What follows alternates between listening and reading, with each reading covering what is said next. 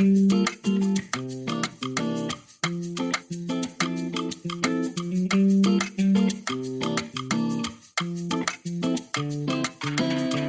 el año 2008, el americano Martin Chalfie ganó el Premio Nobel de Química junto a otros dos investigadores. Ellos aplicaron a la investigación el uso de una proteína de fluorescencia verde. Esta proteína fluorescente procedía de una medusa y Martin fue capaz de expresarla en un gusano transparente que se llama C. elegans, que es de hecho el gusano con el que yo trabajo. Hay miles de investigadores usando este gusano por todo el mundo. Desde el año 2007, cada 2 años, nos reunimos la gente que trabajamos en este gusano en España. En la reunión del 2011, en Logroño, el organizador, que fue Juan Cabello, fue capaz de traer a Martin Chalfie para dar una charla. No sabemos hasta qué punto se debió a las buenas gestiones de Juan o bien a que a Martin realmente le gustaba mucho el vino y el congreso se realizó en La Rioja. En cualquier caso, Martin tuvo un detallazo en venir a apoyar una comunidad científica tan pequeña y él estuvo especialmente simpático y desinhibido en la última cena. Había buenas viandas, buenos vinos y no había selfies que apagaran la magia. Ahí Martin nos contó muchas anécdotas. Por ejemplo, nos contaba cómo una vez que fue premiado con el Nobel, los ricos empezaron a invitarlo a sus fiestas y cómo incluso un jeque lo invitó a un cumpleaños de su hijo. Cosas muy extrañas. En cualquier caso, fue un lujo compartir esa noche con un Nobel. Cenar esa noche en La Rioja con Martin Chalfie fue un lujo menor comparado con el de nuestra invitada para el episodio de hoy, Andrea Calisto. Andrea hizo la tesis en el laboratorio de Martin Chalfie. Después de una tesis brillante en el laboratorio de un premio Nobel, Andrea decidió volver a Latinoamérica. Esta decisión estuvo influida por las lecturas de ensayos de José Martí. José Martí, en uno de sus poemas más famosos, defiende la generosidad hasta con aquel que no te lo pone fácil. El poema decía algo así como que para el cruel que me arranca el corazón con que vivo, cultivo la rosa blanca. Andrea ofreció la flor de su carrera científica a Latinoamérica, una tierra hostil con la ciencia, y más si esta era hecha por mujeres.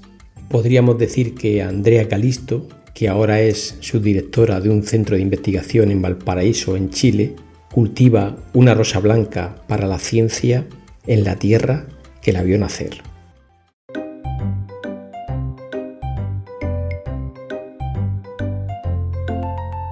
Raticos de Ciencia. Conversaciones con científicos y científicas. La ciencia, como la vida, se disfruta a raticos.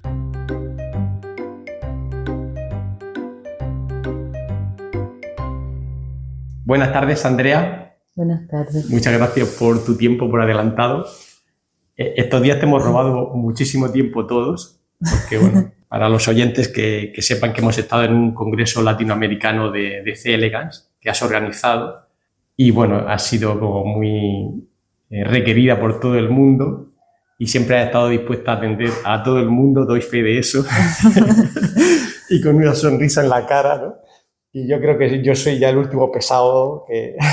No, al contrario, los voy a echar de menos. No sé si quedará alguien más del congreso por aquí o no, yo creo que ya se fue todo el mundo. Hay algunos que quedan en el norte de Chile que fueron al desierto a explorar. Igual dentro del grupo nuestro hay varios exploradores que han ido a la Patagonia y que se van a ir y que se fueron después al norte, al desierto de Atacama. ¡Oh, qué par de lugares! Sí. ¿Has estado allí? ¿Los conoces? En el norte sí, el norte es espectacular y es uno de los lugares que más me ha llamado la atención por muchas razones, pero una de ellas es que normalmente nosotros podemos ver los lugares por adelantado en las películas, en los catálogos, en las fotos que alguien te muestra, pero el desierto de Atacama no es susceptible de no impresionarte, aunque hayas visto fotos previamente. Entonces, para mí fue como estar en un lugar completamente desconocido, que además tiene una belleza única. Esa sensación de la nada es muy parecido a mirar el infinito del mar cuando uno está en su lugar preferido, como yo, que para mí mi lugar preferido es el malecón de La Habana, y yo miro y no veo nada en el horizonte y a la vez me da una tranquilidad.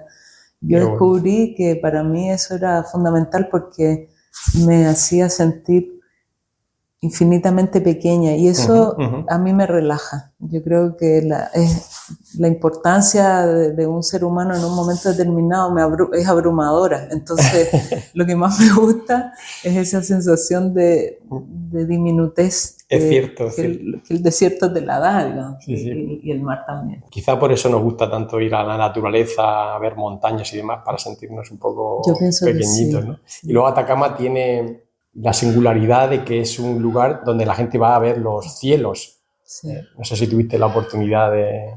No he ido al telescopio, pero los he visto, digamos, en la noche, sin interferencia lumínica. Es una cosa espectacular. Qué bueno, qué bueno. Sí, muy lindo. Pues es un lugar al que anoto y al que tengo que ir en algún momento de mi vida.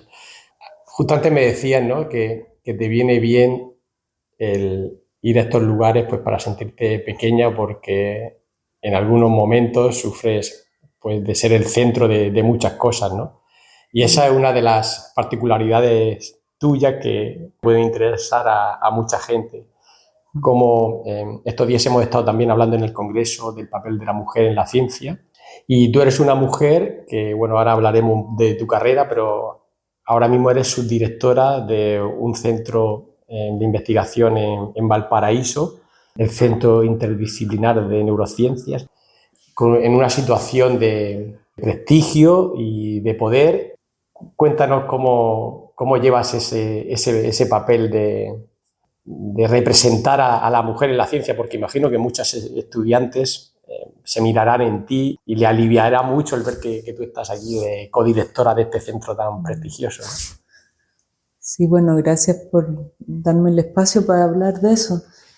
Mira, mi llegada realmente al tema de la mujer en la ciencia vino después. Yo tengo una historia de vida que es inusual.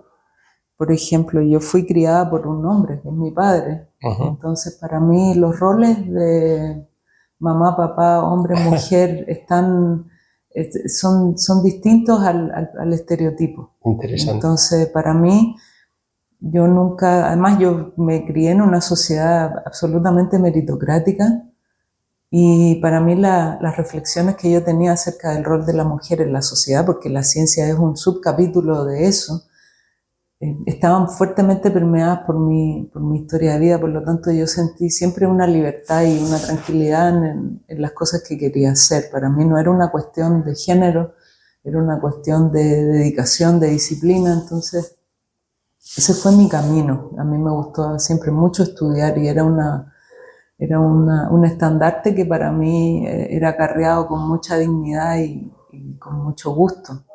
Pero también yo crecí en un país donde la ciencia era posible para todos, por lo tanto eso yo lo considero como algo de extrema relevancia. Cuando las niñas y los niños se sienten libres de elegir hacer lo que quieran, no hay tabús preconcebidos respecto de qué cosa es deseable que uno haga ni qué cosa es permitido. Entonces, sí. Mientras cierro la puerta, porque veo que hay un perrito aquí ladrando, igual los oyentes no saben que ese país que te estás refiriendo es Cuba. Tú naciste en Chile, ¿no? Y quizá por motivos del golpe de estado de Pinochet, ¿no? Tu familia se ve obligada a ir a Cuba. Y eso es algo muy, muy curioso, porque hay mucha gente que no lo sabe, ¿no? Esa cosa positiva de Cuba en cuanto a la educación universal y a las facilidades que dan a todos para la educación, ¿no? Claro, yo con el tiempo me he dado cuenta de que eso es relevante. Por eso, cuando a mí me han entrevistado acerca de un trabajo científico que hemos hecho o las razones que sean, para mí es muy importante decirlo.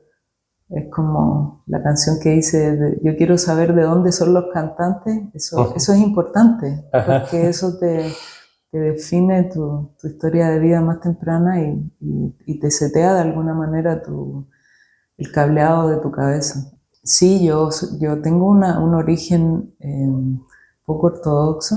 Sin embargo, rápidamente me he dado cuenta de lo que significa ser mujer en la ciencia y las dificultades que una puede tener y los desafíos que yo los encuentro entretenidos. O sea, son un motor también para seguir haciendo lo que hacemos. Ujú. Definitivamente tener buenas referencias ayuda. Ajá. Entonces, sí estoy súper interesada en lo que yo le pueda transmitir a mis estudiantes y a las estudiantes que están alrededor, pero no solo a ellas, como es una cuestión grupal, porque yo creo que esto es un objetivo común entre todos los que estamos haciendo el trabajo. Exacto, era un ejemplo no solo para mujeres, sino para hombres, que son con los que más hay que trabajar, ¿no? Claro, y también de una forma más orgánica, no imponiendo un credo ni azotando a nadie con una teoría del progreso, sino que realmente estando juntos y viendo que juntos somos mejores, ¿ya? En el sentido de que todo el mundo puede aportar y las idiosincrasias son todas muy valoradas. Entonces, también para las mujeres es importante sentir que pueden ejercer su liderazgo en la forma en que ellas quieren ejercerlo, no mimetizando ni pareciéndose a un estándar que está masculinizado, que viene desde antes. Yo personalmente no tengo ganas de parecerme a mi director.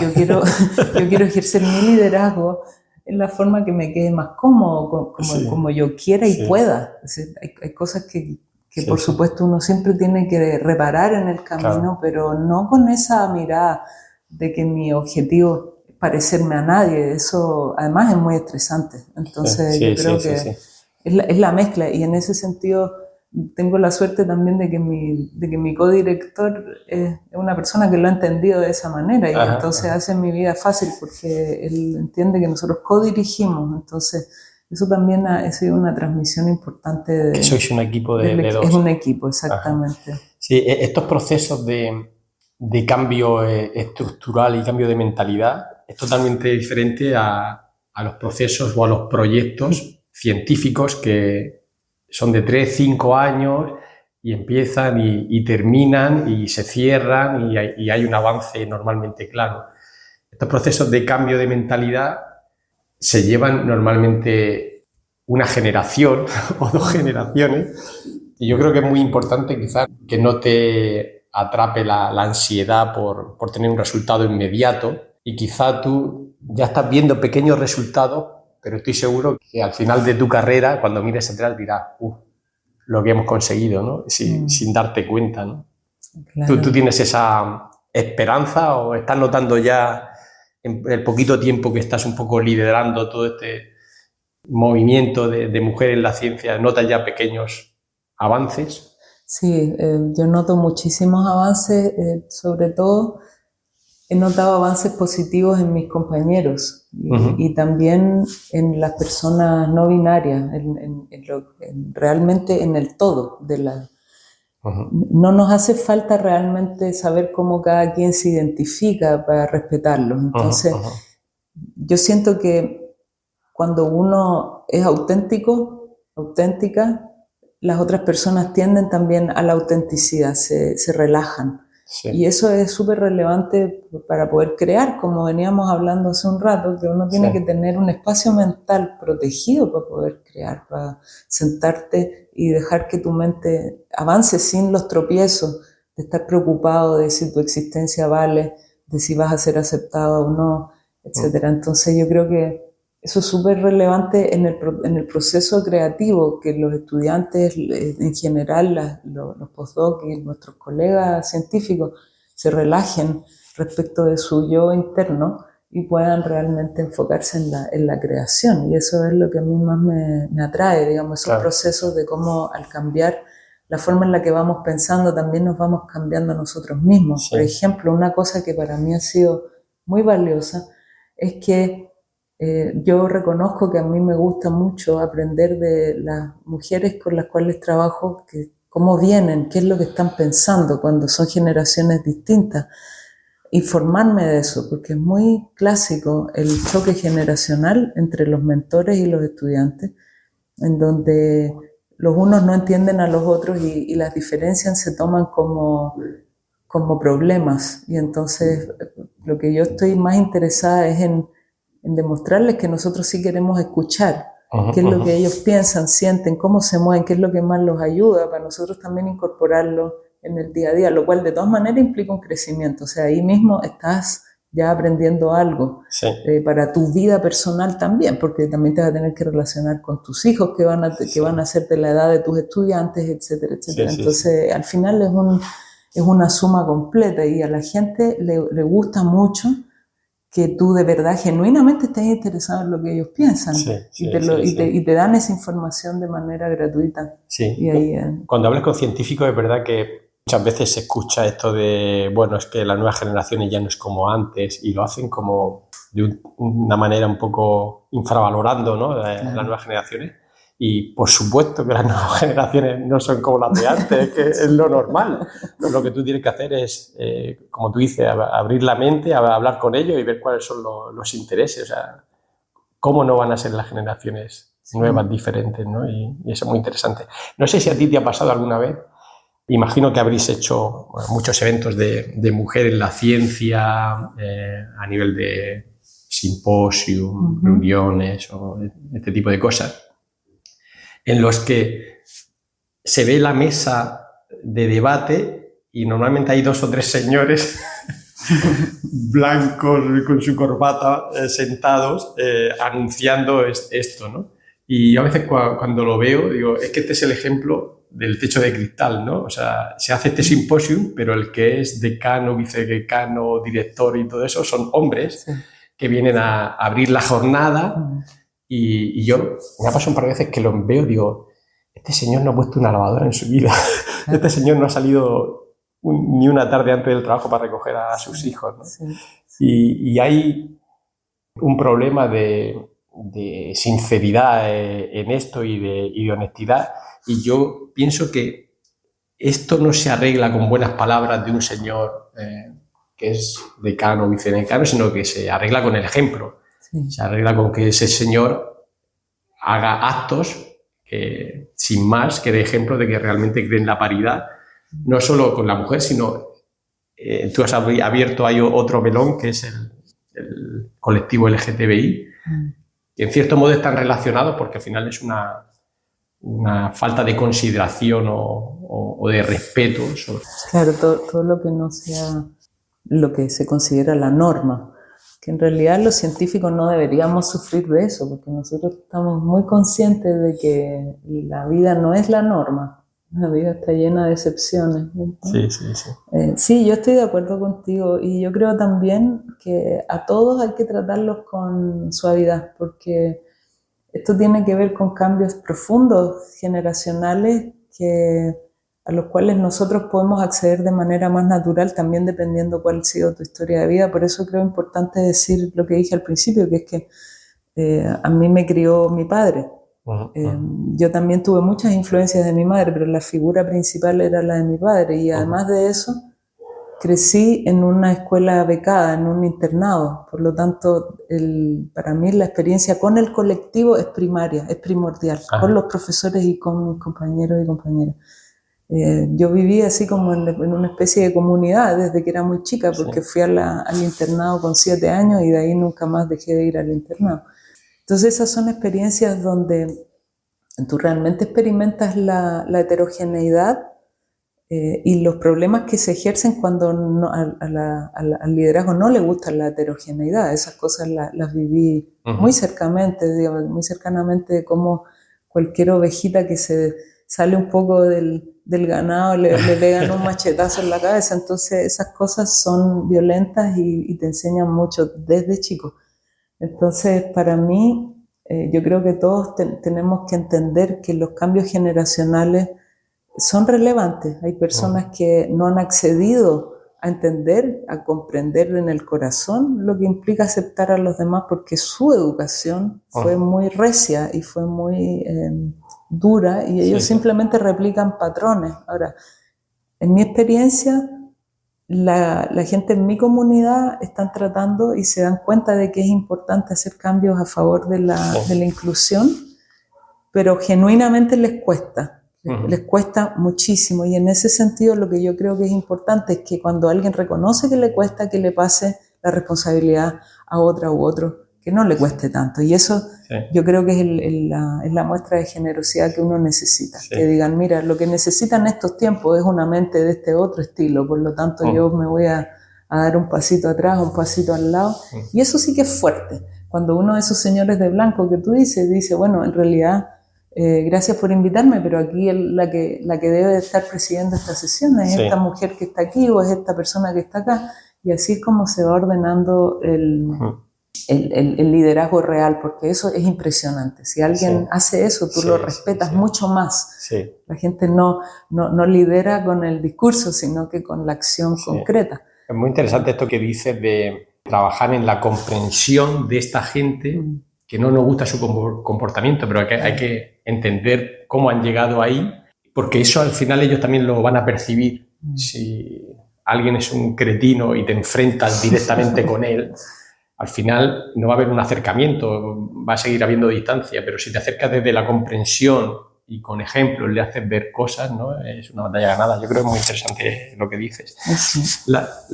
Luego, al terminar de estudiar la carrera en La Habana, vas a hacer el doctorado a Nueva York con Martin Chalfie en Columbia, la Universidad de Columbia, que después Martin Chalfie fue premio Nobel. No sé si te pilló a ti allí cuando le dieron el premio Nobel. Sí, sí me pilló. Me pilló mucho porque, de hecho, bueno, el año que yo me gradué fue el año que a él le dieron el premio Nobel, que fue en el 2008. Esto es una anécdota tragicómica.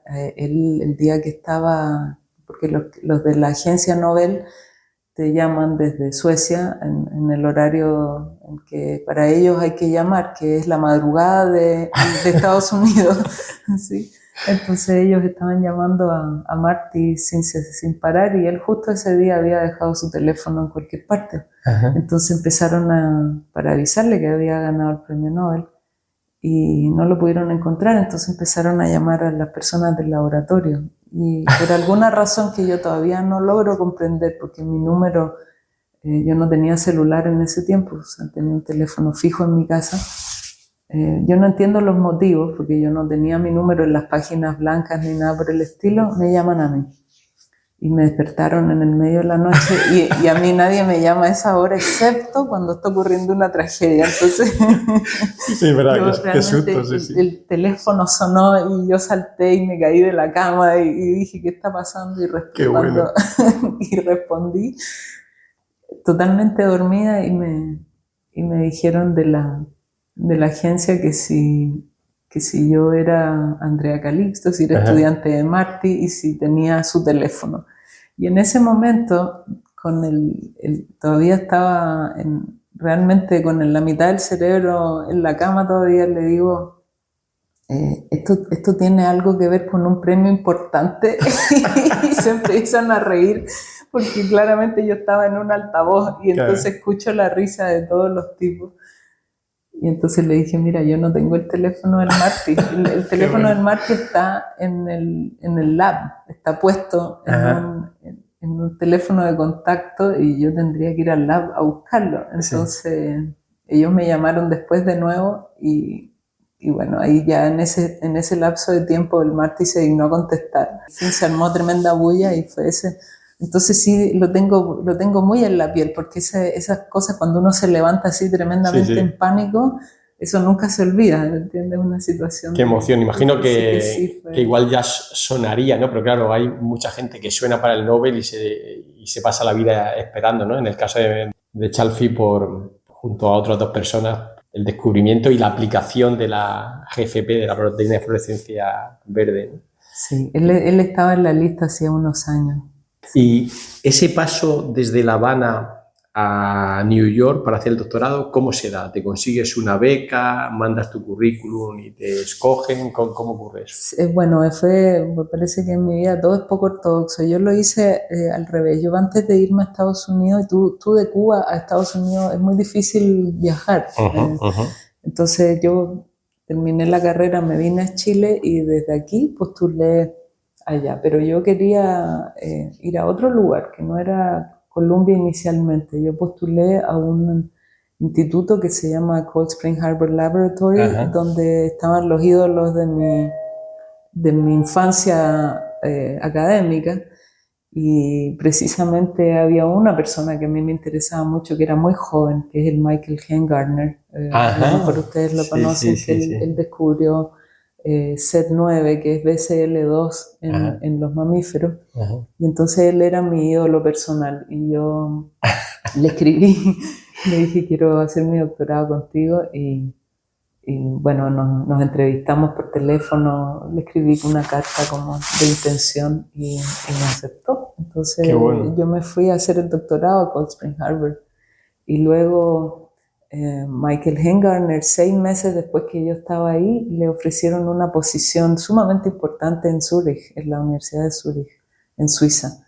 Y él me dijo que para él era súper relevante irse porque en Cold Spring Harbor la vida académica era bastante tensa, es decir, es muy difícil que te den, no sé cuál es la traducción del tenure, pero básicamente es una posición estable. Y entonces él aceptó la posición allá y me dijo que, por supuesto, él le ofreció a todo el laboratorio irnos y yo le dije que no, que yo a Suiza no quería ir, porque yo ya había vivido en Europa, en la Europa del Norte, digamos, cuando salimos de acá de Chile, mis padres salieron hacia Alemania. Entonces yo había vivido mis primeros años de vida en Alemania y mi intención era estar en Nueva York en particular. Entonces le dije que no, lloramos un poco y así fue como yo postulé a la Columbia, porque Marty Chalfie también estaba en mi lista de personas ultra interesantes, especialmente porque en ese tiempo me interesaba la muerte celular, la muerte de las neuronas, y entonces Marty Chalfie había descubierto las degenerinas en los nemátodos, y para mí también era un ídolo en ese tiempo. Entonces ahí postulé a la Columbia en el concurso regular, digamos, tú mandas tus papeles, te entrevistan y te aceptan. Entonces genial, así fue. Genial. Pero bueno, ahí tuviste un cambio importante del lugar idílico que es Cold Spring Harbor a ir a Manhattan. Sí. Pero me gustó más vivir en Manhattan. O sea, yo soy ciclista, a mí no me gusta andar en auto, entonces en Cold Spring Harbor tú tienes que ir a comprar el pan en auto.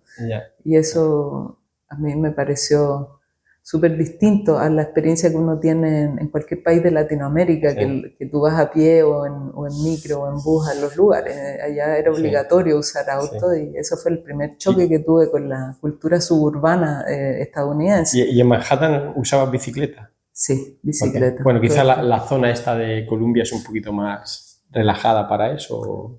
Era súper espectacular porque tú conectabas un parque con otro parque y al final yo llevaba a mi hija en bicicleta a su escuela y me devolvía en bicicleta. Es una vida súper rica, inclusive cuando hace frío es más adecuado que el apretujamiento en el metro, pero de cualquier manera es transporte público, no incluía el uso del auto, entonces me pareció súper rica la ciudad, muy cosmopolita. Me sentí libre. En Manhattan experimenté algo parecido a lo del desierto. En el desierto uno se ve infinitamente pequeño y en Manhattan te ves infinitamente invisible. Entonces es verdad que ahí la gente va en el metro y se nota el que es de fuera, porque el que es de fuera de Manhattan va mirando a la cara de la gente y los personajes que hay por allí, y ahí a la gente le da igual. O sea, yo creo que en algún momento puedes ir desnudo, que yo creo que ni te miran, ¿no? Exactamente, entonces eso es un alivio tremendo, es sumamente tranquilizador. Y ahí, en el laboratorio de Chalfie, en Columbia, saca 2 artículos que son muy buenos de Nature Method, y uno de ellos que yo creo que sobre todo tuvo mucho interés, que fue un problema que existía con C. elegans, que es bueno para casi todo, pero el RNA no funcionaba bien en las neuronas.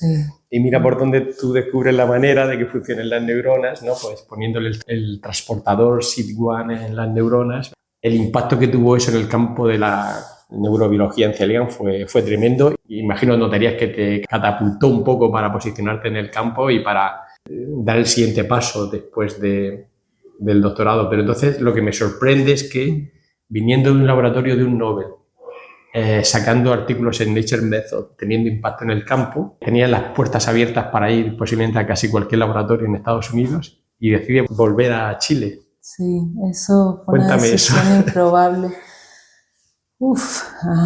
Eso requiere un programa aparte. Una inhalación y exhalación. Bueno, mira, la gente que se educa como yo me eduqué, en esta mezcla de hija de exiliados políticos y perseguidos políticos y todo eso, junto con haber vivido en un país como Cuba, me tenía que poner a mí en la posición de preguntarme cuál era la relevancia a la sociedad de lo que yo iba a hacer. Entonces, en Estados Unidos tú forjas tu carrera para ti, básicamente, y en el tercer mundo tú haces tu carrera para los demás. Eso es así fue como yo lo vi, y para mí eso tenía sentido, lo anterior no. Entonces yo personalmente analicé y dije, yo necesito regresar al tercer mundo. Y digo el tercer mundo porque podía haberme ido a otra parte del tercer mundo también. Lo que pasa es que acá en Chile estaba una buena parte de mi familia, la otra parte estaba en Cuba. Y en Cuba las cosas con la ciencia de este tipo que yo estaba haciendo eran bastante más remotas. Entonces decidí venir acá a hacer un poco de patria, porque además acá tampoco había ningún laboratorio de C. elegans y a mí me parecía que el modelo era extremadamente importante en países donde gastar plata en bioterios de animales mamíferos era excesivo, digamos. Entonces tenía esa convicción y esa fue mi razón principal. Tengo también que decir que leí antes de venir a Chile un libro de José Martí. José Martí es un poeta cubano que es el apóstol nacional nuestro.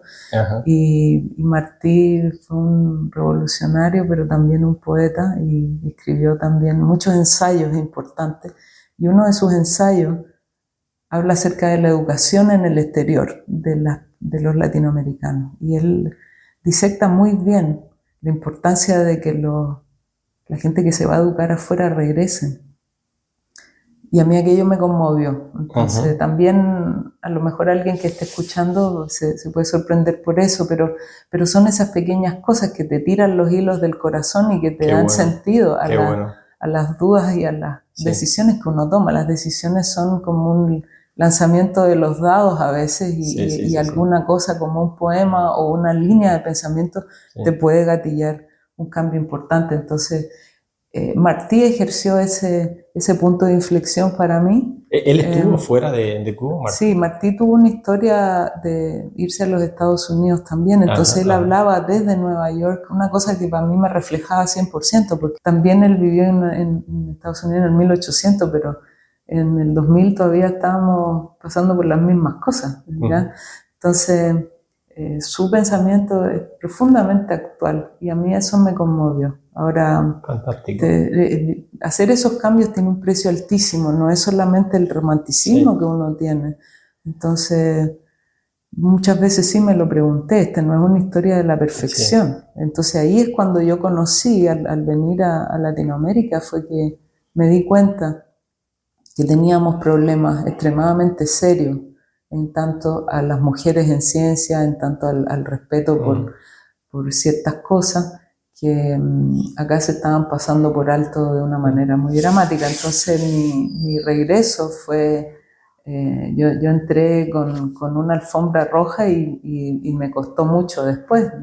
Yo no entendía nada, cada vez que tenía una interacción con alguien, miraba para todos lados para ver si estaban en una película, porque decía que esto no tiene ningún sentido, ¿te das cuenta? Claro, entender de nuevo un sistema nuevo, diferente. Y ampliamente atrasado, hay que decirlo como es. Ahora yo llegué de regreso a Chile, a la Pontificia Universidad Católica de Chile. Entonces ahí habían idiosincrasias que para mí eran abismales. Entonces realmente choqué de frente con el camión. Choqué de frente. Entonces, pero también di mis peleas y ahí di las peleas más feroces que yo haya dado, las di ahí. Que ahí me tuve que enfrentar con el pensamiento del clérigo y cosas que yo nunca había vivido, porque en Cuba la religión no es un asunto. Y ahí en ese lugar las cosas se ordenaban como el Vaticano dice, entonces se imaginarán que Era ampliamente chocante. Si bien a mí no me acusaron ni de hereje ni de nada por el estilo, la dinámica de lo que estaba permitido era tremendamente injusta para nosotras, tremendamente injusta. O sea, las cosas permitidas allí eran un abismo. Sí. Entonces, viniendo de Nueva York, yo decía, bueno, acabo de retroceder 30 años o más en tanto a este asunto del respeto por las mujeres y la igualdad y demás. Sí, entonces, me ha encantado esto que has dicho, esta idea de uno hacer su carrera científica no desde el punto de vista individual, ¿no? Que bueno, ya sabemos que Estados Unidos es lo máximo en cuanto al concepto de la individualidad, pero hacer una carrera más pensando en la comunidad, porque yo creo que al final todos los científicos somos prescindibles y si alguien no descubre algo mañana, pues algún otro lo hará pasado mañana, ¿no? Y me parece muy interesante esa reflexión que has hecho. Pero de todas maneras, cuando vuelves a Chile, yo tengo que confesar que reconozco, porque voy mirando las publicaciones de la gente y tal, cuando van saliendo, tu nombre ya me sonaba, porque yo trabajé durante mi postdoc con Lean Certify, retinoblastoma y RNAi, y de pronto te vi de primera autora y corresponden y líder de un trabajo en el 2012 en Flow Genetics. Y digo, y a ver dónde está, y vi que estaba todo hecho en Chile y la dirección es única Chile. Y cuando vi eso, te juro que pensé, wow, digo, algo está cambiando. Digo, un Flow Genetics, que sabemos que nuestro campo tiene un prestigio porque es una revista seria, editorial seria y tal, y bueno, los trabajos que están allí son elaborados. Cuando lo vi digo, wow. Y a partir de ahí ya has estado manteniendo el nivel, ¿no? Y haciéndolo muy bien durante 10 años. Después te mudaste a Valparaíso, porque muchas veces lo difícil no es llegar, sino es mantenerse. Aunque alguien alguna vez me dijo que el artículo más difícil cuando uno se independiza es el primero y que después ya todo es más fácil. Pero si el primero ya lo haces con esa solidez de hacer un buen trabajo, una buena revista y demás, yo creo que después es más fácil. Pero bueno, tú aún así te has estado manteniendo muchos años y publicando súper bien y siendo reconocido internacionalmente y eso pues bueno, gracias. Hay gracias, que aplaudirlo. Bueno, muchas gracias. Yo creo que tengo que decir con mucha humildad que yo tuve un mentor que me inspiró a hacer eso, que fue el Marty. El Marty nunca estaba interesado en las historias a medias, entonces él fue muy inspiracional en hacer que nosotros supiéramos que la idea era decir algo de verdad, tratar de esforzarte hasta poder decir algo, que el objetivo no era el paper. Y eso es una espada de doble filo en los tiempos modernos, porque actualmente todos estamos empujados por las agencias a tener más, pero el asunto de la calidad era primordial. Entonces, esa es una pregunta que uno siempre vive con eso. Estoy segura que tú también lo experimentas y todos los colegas lo tienen que experimentar. Entonces, sí. Pero yo sigo pensando que es bueno buscarle la quinta pata al gato, digamos, que tratar de esforzarse, y en ese sentido nosotros en Latinoamérica tenemos que darle mucho espacio más a la creatividad, porque tenemos limitaciones de plata serias y de otro tipo, pero nosotros tenemos el gusto de poder trabajar también con un modelo donde no tienes que necesariamente invertir muchos recursos en su mantención. Los recursos se invierten en responder las preguntas. Entonces, esa parte es una delicia y como tenemos una comunidad detrás que nos apoya, porque se comparten reactivos y todo lo demás, eso propicia mucho que uno pueda decir, esta pregunta yo la quiero llevar hasta este punto. Porque además, si tú le pides algo a alguien, te lo va a dar antes de terminar la oración de pedir, ya te lo están dando. Te lo ofrece, entonces, ¿verdad? Es una comunidad muy... Eso es una maravilla, y es por eso que yo también quiero que esa comunidad surja acá en Latinoamérica y se mantenga, Sí, sí.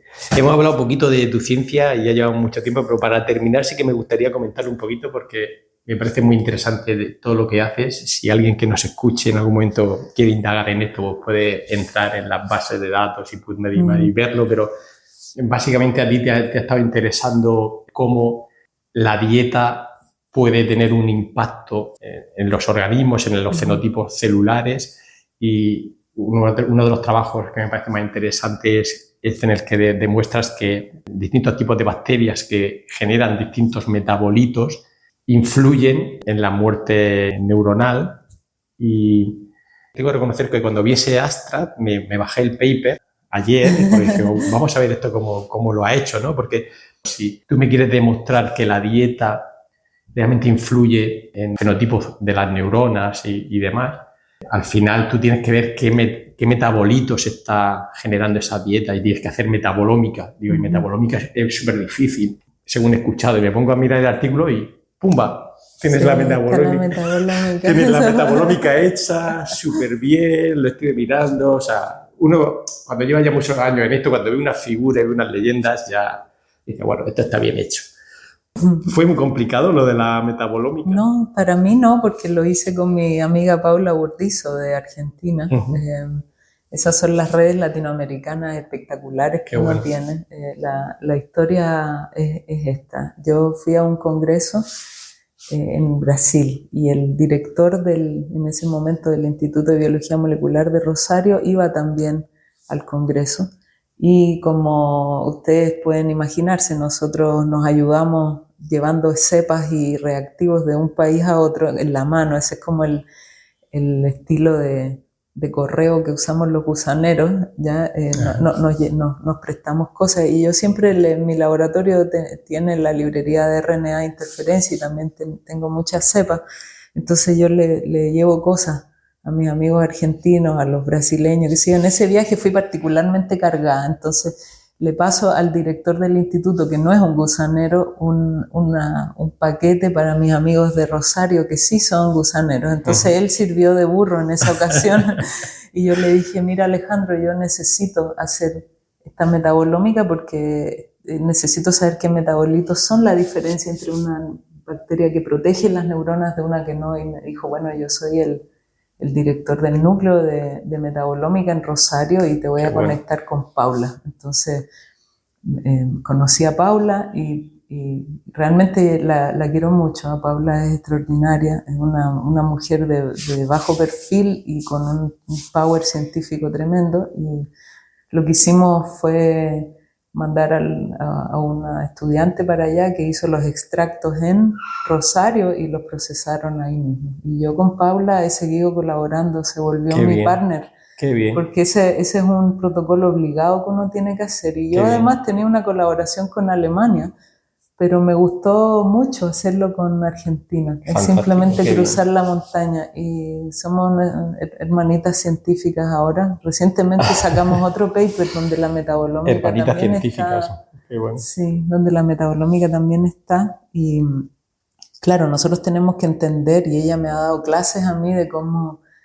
Alejandro me dio clases después Paula, de cómo funciona esto. Entonces yo lo entiendo, yo no tengo el equipo, es un equipo espectacular que está en una sala que parece una nave espacial. Entonces esas son las relaciones que hay que promover. Sí, pero hay que atreverse, ¿no? a eso. Tú sabes que a ti te falta esa tecnología o esa información para hacer un trabajo sólido.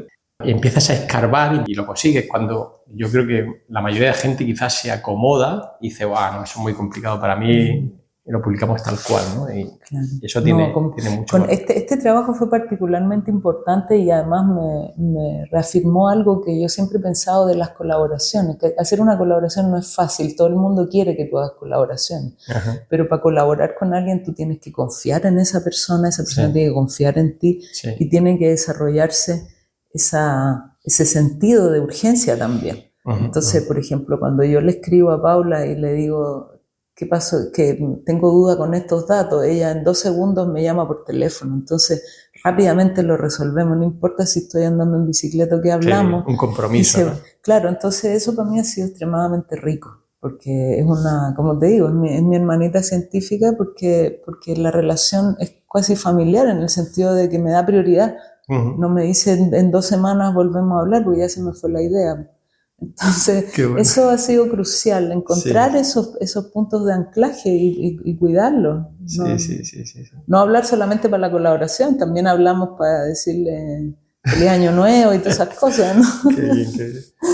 Y como digo, digamos que tu ciencia ya está en tus artículos y demás, pero justo ayer estuvimos dando un paseo por los laboratorios y nos enseñaste un nuevo proyecto de que, bueno, no voy a entrar en detalles, pero me pareció fantástico de realmente lo que llaman ahora frontera del conocimiento, que es observaciones muy interesantes y a partir de ahí proyectáis hacer, incluso construir un sistema para electrofisiología, digamos, pero relacionado con la mecánica para estudiar comportamientos y interacción entre distintos organismos. Y yo cuando lo estaba viendo digo, qué valor, porque eso es un proyecto que es muy interesante, pero que quizás hasta dentro de 5 años no tengáis los resultados, ¿no? Porque está empezando desde observaciones muy básicas, muy interesantes, que empieza poco a poco, pero va a ser algo muy novedoso, porque esos registros que vosotros pensáis hacer, no lo ha hecho nadie todavía. Bueno, muchas gracias. Yo creo que eso pasa por darle valor a la observación original. Yo creo que uno tiene que tener un espacio para hacer eso. Es como volver a leer su libro de cuentos. Es importante hacer eso. Y algunos de nosotros hemos tenido el privilegio de tener 5 minutos para dedicarnos a hacer estudios de ambientes naturales que están basados en la observación y cómo tú empiezas a construir un relato. Por ejemplo, yo creo que en la práctica nuestra es muy lindo cuando uno encuentra su forma de relatar. Es como los novelistas, pero nosotros tenemos que hacerlo con los personajes nuestros, son los personajes del ecosistema, son los organismos vivos y uno los tiene que ir comprendiendo. Entonces tú vas construyendo la historia en la medida que los vas conociendo, que yo me imagino que es un proceso similar al que escribe una novela porque le vas poniendo atributos a los personajes. Acá es parecido, pero hay que respetar ese tiempo en el cual tú necesitas conocerlo. No puedes poner la carreta delante de los caballos. Entonces, para nosotros es súper bueno tener una beta dedicada a proyectos estratégicos, que son estos proyectos locos de más novedosos, bueno, a la vez que estás reforzando una línea central, que es la línea que tú ya has desarrollado por 10 años y que también le pones novedad, pero es como tener una mano sólida, mientras que con la otra estás inventando un poco. Y eso es un privilegio, yo lo sé y lo cuido, como dicen, como hueso santo, porque a mí me encanta tener esa posibilidad, me gusta. Y es una pena que sea un privilegio, porque realmente es algo que todo el mundo debería hacer de vez en cuando, jugársela con algún proyecto de responder preguntas fundamentales. Claro. Pero yo creo que la habilidad de construir el relato es lo que es donde hay que trabajar. Porque, por ejemplo, yo te puedo presentar datos fríos y tú no te vas a emocionar con mi historia, pero yo te los puedo contextualizar. Ver el bosque, ¿no? Claro, exactamente. Y yo creo que eso es un trabajo que todos podemos hacer, porque en mi opinión no hay trabajos más relevantes que otros. Yo creo que depende de la narrativa que hay detrás. Y eso también nos acerca mucho a los artistas. Que yo creo que es algo importante, porque el arte trae belleza y motivación también. Yo creo que eso es un aspecto que hay que conservar, de lo contrario nos ponemos un poco, la parte creativa, rutinarios, ¿no? En la historia. Sí. Pero bueno, gracias por notar eso, porque eso me gusta. A veces tengo dudas de si las historias que para mí son importantes tienen alguna importancia para mi entorno científico, entonces te lo agradezco mucho, Julián. Palabras. La verdad es que me impactó y lo aplaudo. Bueno, ya no te quiero quitar más tiempo y simplemente comentarte una última cosita. A mí me gusta cuando voy a un lugar leer la prensa del lugar, porque te hace enterarte un poco de cuáles son las noticias relevantes, qué es lo que se cuece en el ambiente. Y justo estos días, pues se ha hablado en prensa de la muerte de Jorge Edwards, uno de los escritores chilenos más internacionales, ¿no? Y alguien escribe en un periódico sobre Jorge que muchos escritores sufren de falsa humildad, pero Jorge sufría de falsa soberbia. Y una frase que me encantó y la relaciono de alguna manera contigo, el concepto este de falsa soberbia, porque alguien cuando es una mujer en ciencia tiene que tener una imagen al exterior de liderazgo, de dirección, uno tiene que aparentar ser un poquito quizá soberbio para hacerse respetar, pero eso es falso, al menos en tu caso, porque como hemos podido comprobar, yo no te conocía personalmente, pero tanto yo como los compañeros que estaban en el Congreso hemos visto que era una persona súper cercana, súper atenta, súper humilde, pero quizá alguna vez has tenido, ¿no?, que dar esa imagen de aquí doy un puñetazo en la mesa. A ver si me escucha alguien, ¿no? Sí, ¿Te has notado alguna vez en ese papel de uy, estoy actuando y se me está yendo la mano un poquito? Qué buen punto. Mira, una vez lo hice y no me gustó. Una vez lo hice y me sentí muy podrida por dentro. Uh-huh. Y lo hice en una situación donde sentí que se estaba ofendiendo al género y luego me di cuenta que no, que eso había sido una interpretación mía. Y lo tuve que deshacer con muchas disculpas, con dolor profundo, porque me doy cuenta que cada vez que uno alza la voz, se mueren unas cuantas mariposas por ahí. Entonces yo creo que hay que tener mucha conciencia de eso.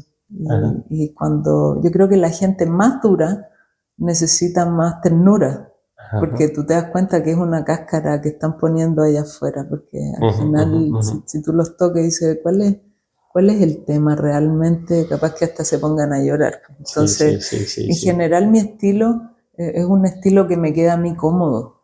Yo creo que todos tenemos que encontrar la forma en la cual estamos contentos con nosotros mismos, y cada vez que yo alzo la voz me siento mal conmigo misma. A lo mejor tiene un resultado inmediato, pero de hecho una vez escuché algo que me pareció muy cuerdo, que una persona dice: cuando tú estás enojada o enojado, vas a dar el mejor discurso del cual te vas a arrepentir toda tu vida.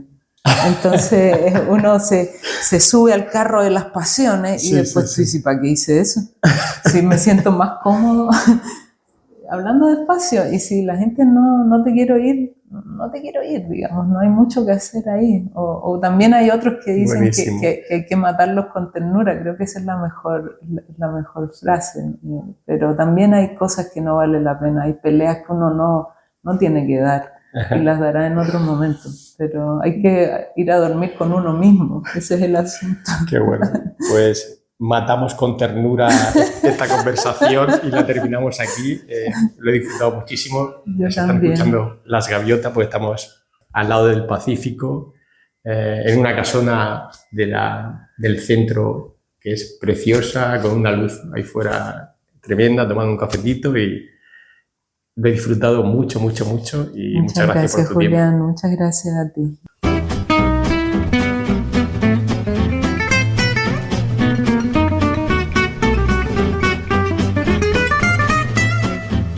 Hasta aquí Raticos de Ciencia.